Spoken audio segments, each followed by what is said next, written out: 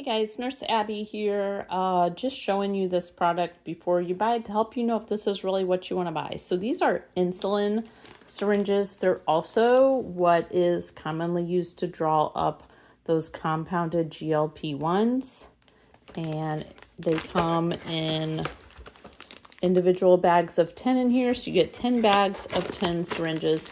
These are a little smaller than most of your insulin syringes because they only go up to 30 units. So it's a little more compact, but if you're only taking very small amounts of insulin or very small amounts of a GLP-1, this might be what you need. Make sure you know that you only need 30 units or less of whatever medicine you're getting, or else you probably need a bigger syringe. But again, a lot of people, if they're using compounded GLP-1s, they may just be taking 10 to 20 units, and it's just a little bit easier maybe to draw it up in a smaller syringe. So you have to take off this plunger here, and then this one here has the needle. What you do is you take off both of them.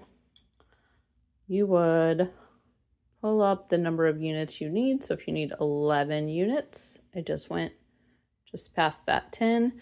You put that into the vial, inject your air into the vial, and then you draw out that 11 units. And then of course, if you have this, you want to make sure you also have a sharps container to throw them away in, or if it is your own needles for your own personal use, very, very carefully recap your own needle. You can do that. Don't ever recap a needle that you have stuck in someone else. And like I said, if you're not able to recap it safely, that's okay. That's why you need to get a sharps container. They have those on Amazon too. But I wanted to show you these. Make sure you know they only go up to 30 units. They are a little bit shorter and smaller than your average insulin syringe. They come in convenient little bags of 10 for travel.